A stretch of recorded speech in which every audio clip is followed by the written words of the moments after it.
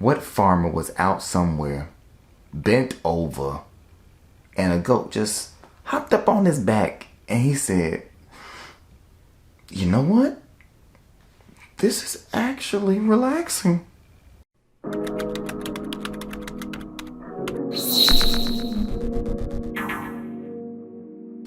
Hey, what's going on, Scatterbrains? Thank you for coming back to another episode of Brilliancy. My name is Travis, and I am back again to do a review for Married at First Sight Season 13, Episode 9. Can y'all believe we are 9 episodes in, and I have not given up on the show yet? That's a good thing. Housekeeping before we get started. I want to say a huge thank you to every scatterbrain who went out and pre-ordered my Christmas wrapping paper. I'm so appreciative to all of you, for those of you that shared it with somebody. Some of y'all have ordered like multiple rolls, and I am really appreciative of that. I'm really appreciative of it. So if you're still interested in purchasing, pre-ordering some of my unique, one-of-a-kind Christmas wrapping paper with designs done by me, that link is down in the description, as well as the link to my Frat Brothers GoFundMe, because of course it still hasn't reached its goal. Tonight's episode wasn't bad. I have energy now, I think because tomorrow's a teacher work day and I don't have to get to bed real quickly. I feel like I can take my time and we can talk a little bit tonight. I can't laugh and all of that, of course, because it's nighttime, but I have more energy now than I did last week. Tonight's episode, like I was about to say, was cool. I think for some things I'm gonna do play-by-play, but I think towards the end of the episode it's just gonna kind of be what it is.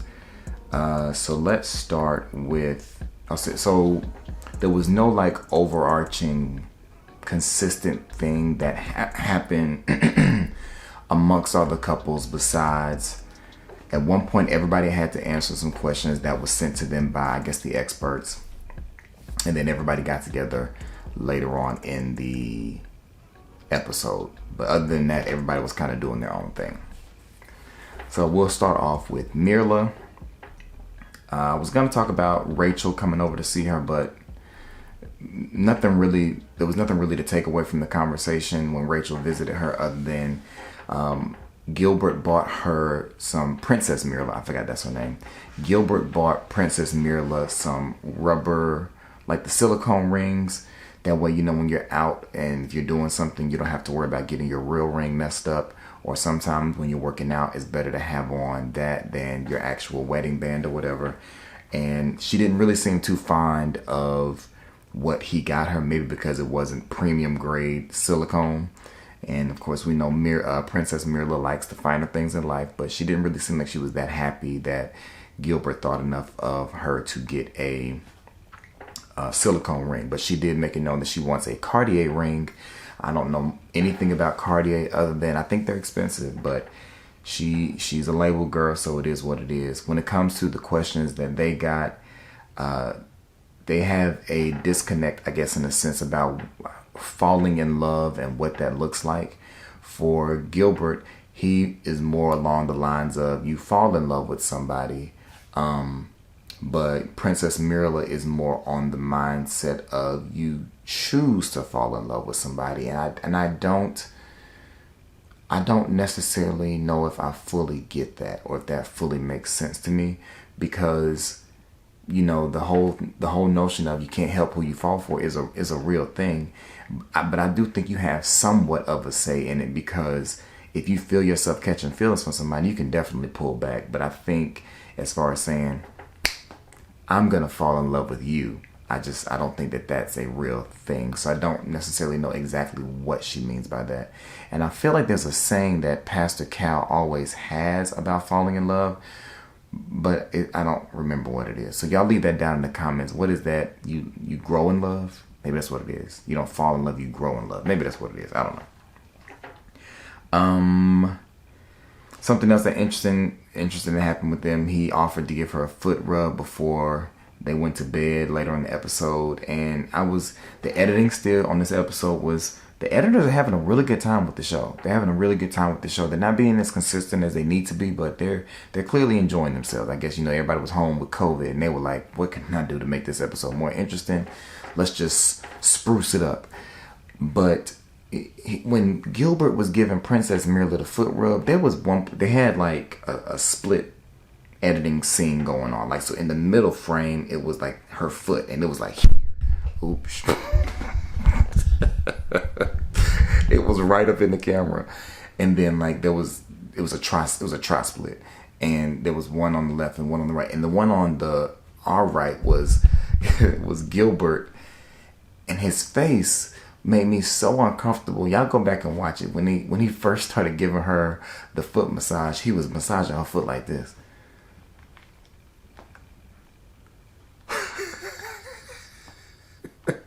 I swear, I think that's what his face looked like. It was like, maybe because he was like real, like, I think in Gilbert's mind, he was like, I'm doing the doggone thing. But Princess merely rated him a 5. And I hope that was out of 10. She said it was like a 5-ish. She said she wasn't going to turn it down, but he wasn't hitting any pressure points. He wasn't making her moist. And, I guess that's what she wants out of her foot rubs. Oh, I knocked my notes off. Let me go back and find them. Okay, here they are. And then later in the episode for them, they go out to eat at a fancy restaurant. And Princess Mirla's main reason for wanting to go out at this fancy restaurant was because they had a fancy drink called Chanel number 16, something like that.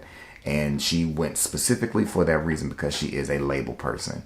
And Princess Mirla is coming off like the kind of person who wants to take pictures of all the fancy foods they eat and, do a whole bunch of Instagram posts about what you're doing and all that kind of stuff. And I mean, to each his own, but those people just kind of seem a little showy, flashy, like you're trying to show everybody that you're at this fancy restaurant paying $25 for a drink that you could make with simple ingredients from the ABC store.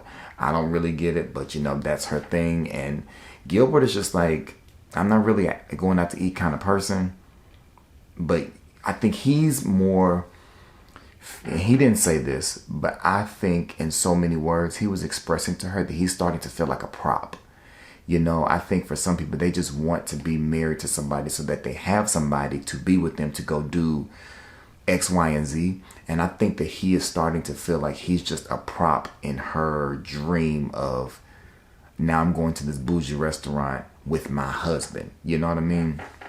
Let me know if y'all got that whole prop feel from what he was trying to express to her. But we're going to go ahead and move on to, we can do Brett and Ryan next. So Brian, also train. Ryan lets us know, no, her name is Brett. Is her name Brett? I feel like I always forget because it's the two names. I think her name is Brett. Yeah, she's Brett, he's Ryan. Okay, we're going to go with that tonight. So Brett tells us that she's starting to get warm and tingly feelings on the inside, which, didn't really want to know that.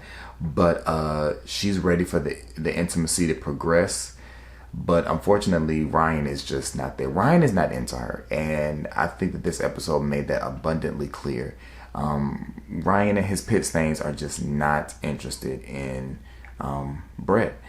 So she plans a game of Jenga, which is one of the loudest games you could possibly play. And every time he's able to pull a block and sit it on top without it falling, she tells him something that she likes about him. And so, it's a moment, I guess, for her to express herself to him. And she's telling him she likes how he stands firm in what he believes in, that she likes his muscles, yada, yada, yada. It was cool enough. And, I guess he felt good getting some compliments. But he tells us that he's just not feeling the sparks. He has the desire to feel the sparks, but it's just not happening. And he's used to falling fast, because later in the episode, we find out that he moves at this slow pace to the point where he's missing out on relationships, and his relationships have ended because of his slow pace. And he said something along the lines of, I guess whoever he was dating would be feeling him, but by the time he got around to feeling them, they had already chucked the deuces. And that made Brett, that makes her a little uneasy, because she's starting to feel like, is it going to be a little too late? And you know, to me, that's what it seemed like it's going to be. You know, I thought they might have had some hope, but if he continues at this pace, they're not going to make it. One of the questions that they were asked, I think everybody was asked, is have you ever been in love? And they both have been in love. She shared that she's starting to feel things, but he doesn't. She asked him, what is it going to take for you to fall in love? And he said he doesn't know. He said things are a lot slower than anticipated. He doesn't open up soon enough, but she's not waiting forever. Yeah, she told she's not waiting forever. So that's all I got for them. It was nothing. Moving on. All right, we can go to Zakayla next. I got a lot of notes for them. Now, let me say this. I've seen in the comments that I think some people feel like I have not held Michaela accountable for how she's behaved. And so last week I said that they both acting like big babies, and I still stand by that. But I can understand where y'all are coming from, because I haven't said anything about Michaela's behavior when it comes to Zach. And that's just partly due to the fact that I'm reviewing a show with 10 people on it with a bunch of stuff. But I will say that Michaela's reactions these weeks prior to this one has been, you know, not cool. You know, all that cursing, all the blowing up, it's doing too much. But that's why I said last week that they both throw tantrums. They're both big babies. But I think some of y'all feel like he acts a certain kind of way because of her.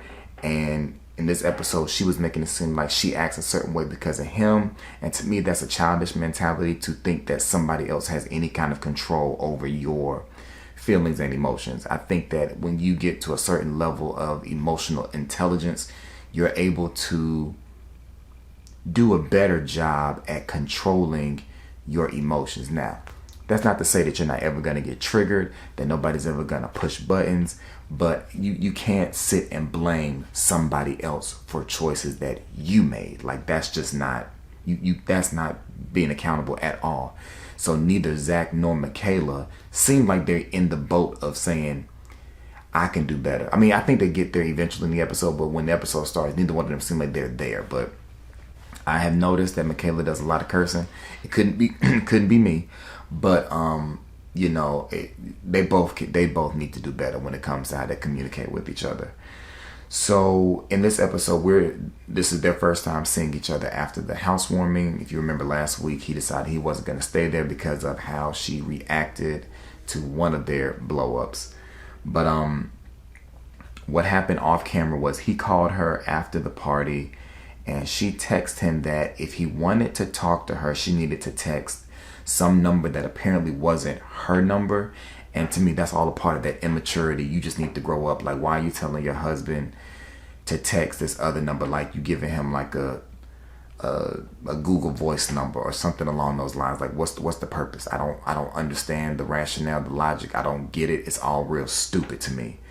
But they end up having a conversation, and Zach talks really fast. Okay, this week cemented it for me. He talks way too fast, and he was given an analogy about a tree and a bee, and he reading a book, and it went like this. Now, this is not gonna be what he said, but you'll get the idea. So let's try to say that I'm reading this book. Like I find this tree that I really like, and I'm under this tree, and I'm gonna read this book, and I'm reading this book, but there's this bee, and there's this bee is buzzing around me, and I'm like, oh gosh, that bee's right there, but I don't want the bee to sting me, you know. But I really want to read this book, so I'm gonna stay up under this tree, and the bee comes back, and then the bees it's just in my face, and they're swarming around. I'm trying to get the bee to go away from me, but the bee's still there. But you know, I really want to read this book. Like, when he's talking, it's Yogi Bear. It's real like that, and I'm just like, slow it down, take a breath. But his whole analogy was, there's this book that he really wants to read, and he's under this tree, but there's this bee, and he can't read because of this bee, and he's gonna give it another chance. But you know, he's like, bump it, I'm gonna leave this tree because this bee won't leave me alone. And the bee was a metaphor for how Michaela handles they confrontations, because she don't handle them in the best way. So the way she handled them is like a bee, but he was trying to call her a bee without calling her a bee. Did y'all catch that? It was real deep. It was real woke, but you know, it could have went whew if you weren't paying attention. And the whole time she's looking and she's like,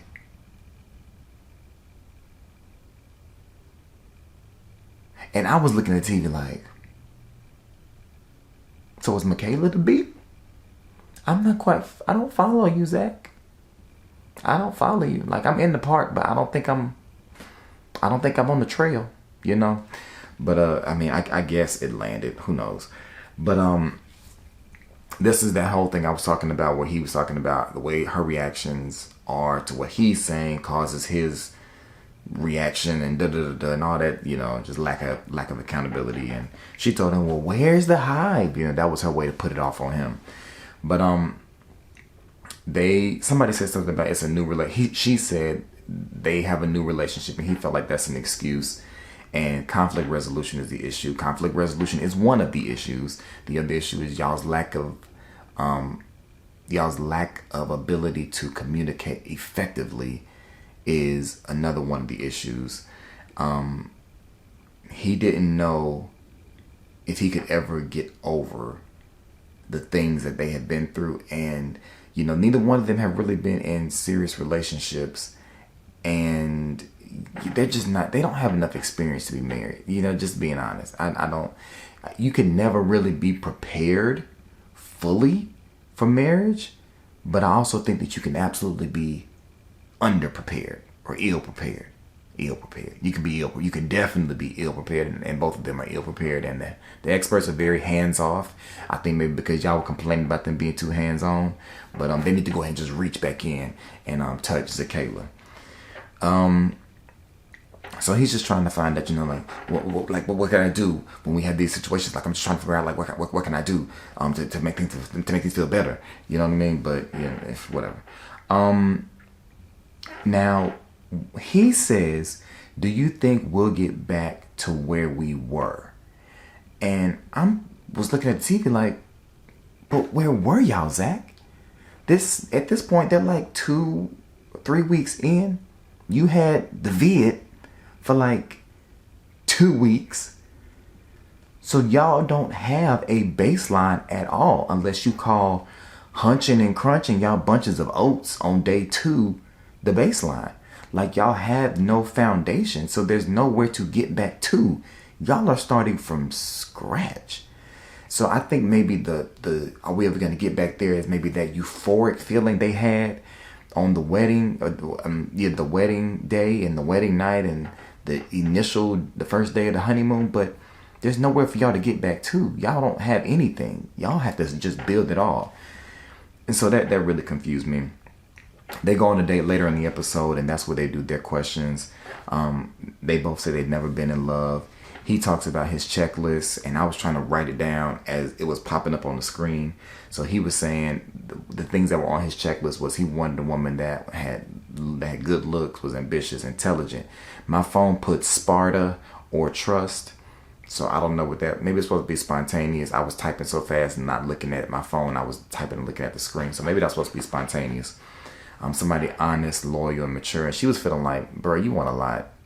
Like, I don't know if I can fit into all of that. And I think it's not unrealistic, but I think you just got to be careful when it comes to your checklist. You know what I mean? There's some things that are just non-negotiables, and everybody should have non-negotiables when it comes to your relationship. But lists can get you in trouble because you can miss out on someone who could be really, really great because they maybe don't have one thing on the list. And then the things that I thought as a single man when I was 25, the things that I thought would be important to me in a marriage, some of that stuff still rings true today, but some of that stuff don't even matter. So you got to have some realistic lenses when you looking at these lists for your potential partners. Anything else? They do a Zoom cooking class at the end of the episode. It was cute to watch. Neither one of them can cook. And she real heavy-handed with the seasonings. Like, she had the black pepper, and she was just she was seasoning the crap out of that whatever it was they were fixing.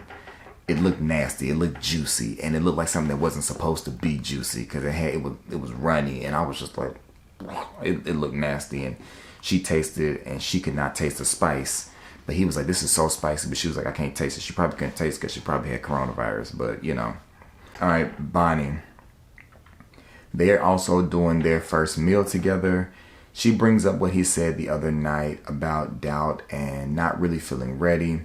And he was just saying he never expected it to be this. He never expected it to be this hard. And I'm kind of like, John, did you not watch the show? Like, I don't know how. Well, I know that some people are recruited. Okay. And Johnny may be one of the people who was recruited to be on this show.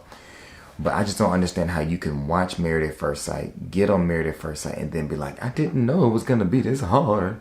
And it's like you marrying a stranger on national television, and you didn't think it was going to be as hard as it actually is. It's hard enough being married to somebody who you chose to get married to. Okay? It's even harder to get married to somebody who you ain't had no say-so in the matter. Okay? But, yeah.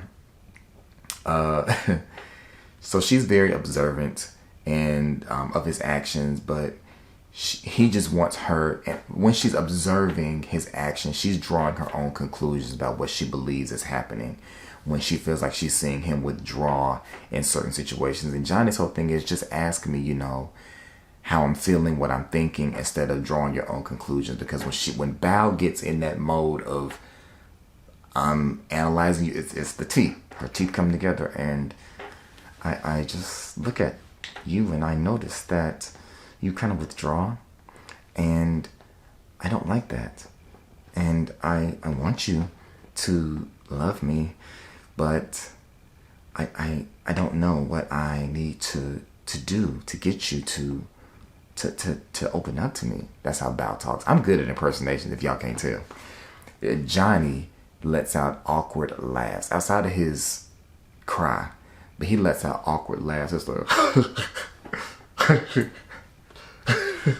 like random. Okay, sorry. Get back on track. I don't know what I was typing here. So he says to us that she fits what he was looking for, but there's just a lot of red flags. And during this conversation, this is the conversation that's taking place after they've cooked their first meal together. Carmen, who is my wife, for those who may not know, she noticed something that I'm the reason she notices things like this. So because I wasn't paying attention at all to their wine glasses and to the plates, but apparently the wine in the glasses during this scene was like fluctuating between the glass being full and the glass being empty. And it wasn't because like somebody was pouring, because the food on the plate was going from there's a bunch of food on the plate to food is missing.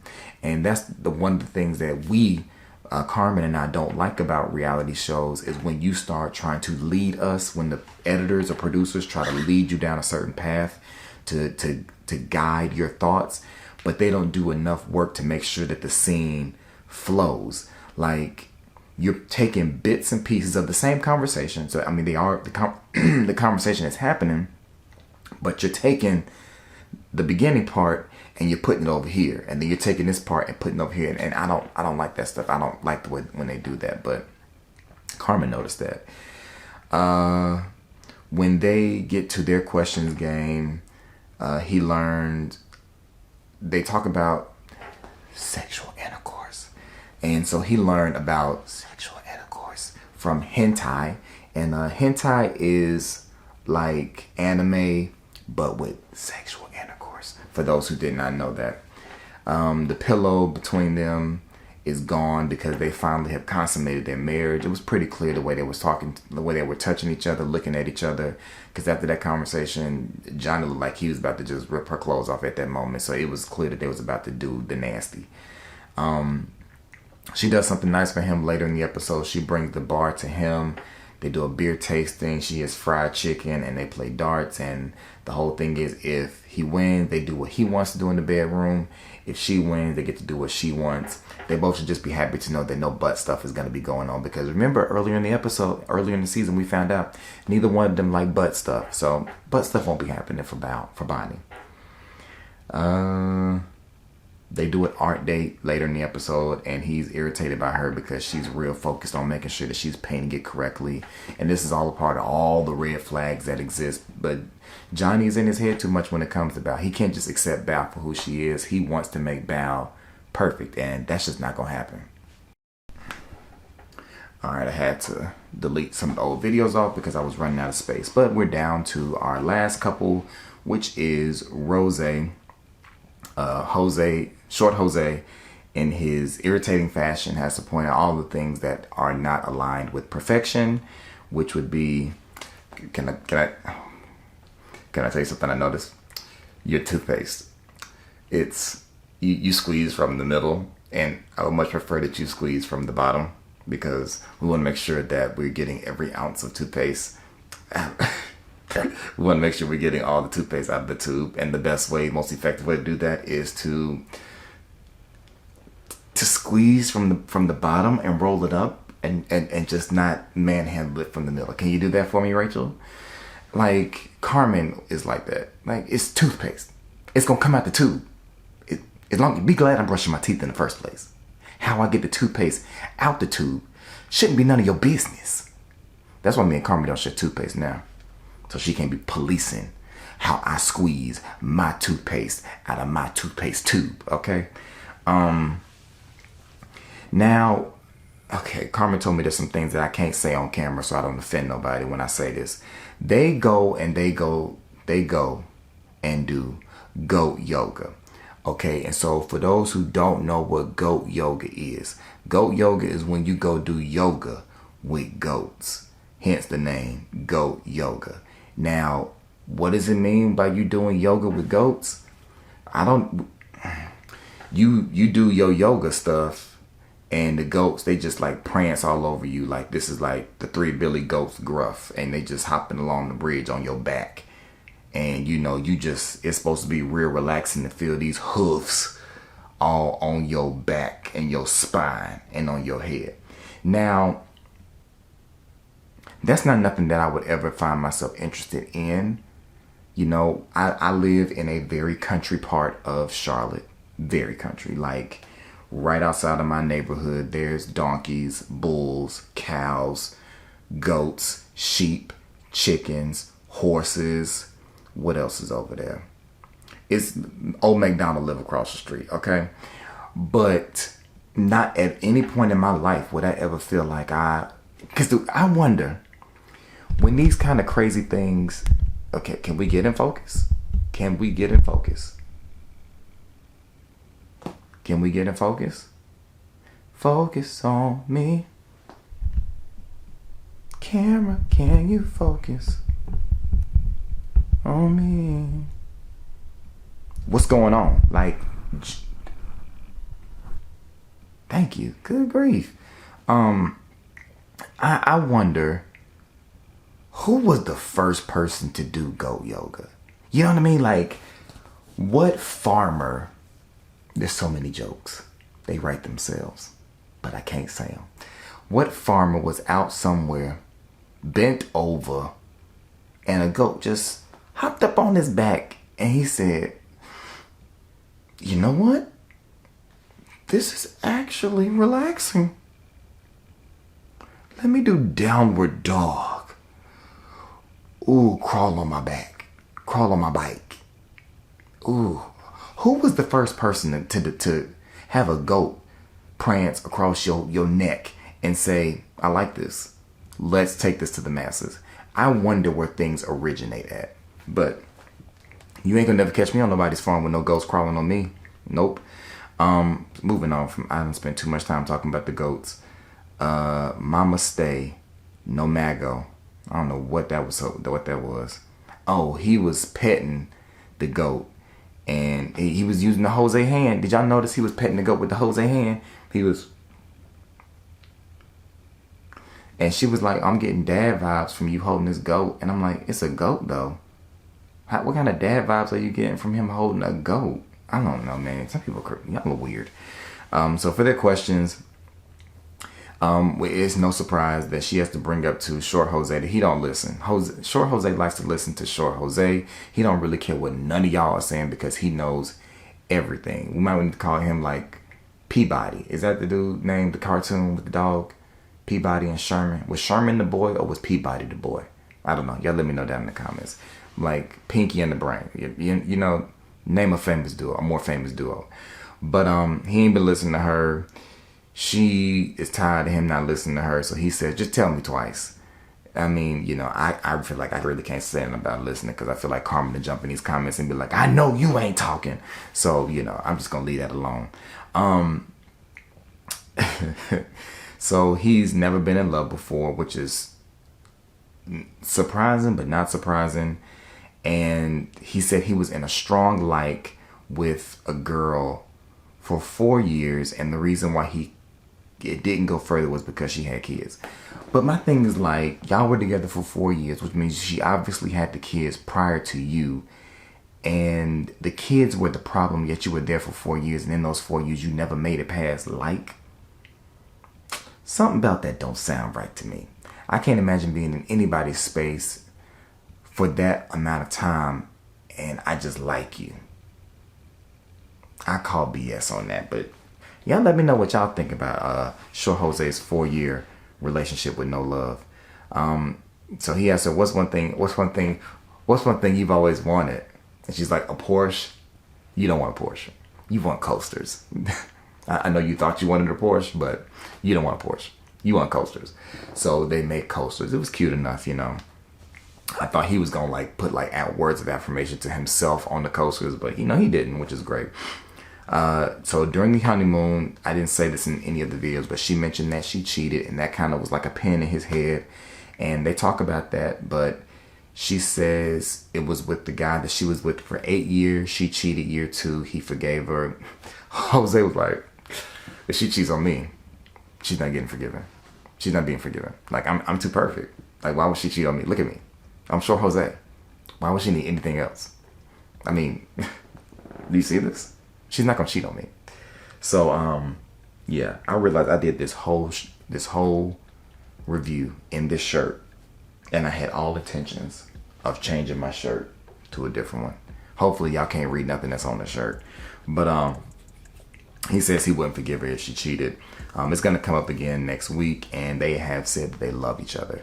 Later in the episode, like I said, all the couples get together at Short Jose's estate, and it's a bunch of different conversations going on at one time. I'm not going through all of that. Just know that everybody was kind of talking about everything that's been happening recently. No new information came out that I can remember. But yeah, that was Married at First Sight, season 13, episode 9, I guess, you know. Y'all let me know what y'all thought about the episode. Thank y'all for watching. Make sure you rate, comment. It was some length, so I don't want nobody to think I'm just doing random Jose moves. Make sure you rate, comment, subscribe, hit the bell notification if you have not already. GoFundMe link is down in the comments. If you want to cop my wrapping paper, that is down in the comments as well. Yeah, y'all, I got a chill day tomorrow. I'm feeling good. Gonna get some stuff done, get some stuff accomplished. So y'all gonna get y'all got Travis with energy tonight. All right, it's time to go to bed though. So thank you so much for watching, Scatterbrains, and I will see y'all soon. Peace.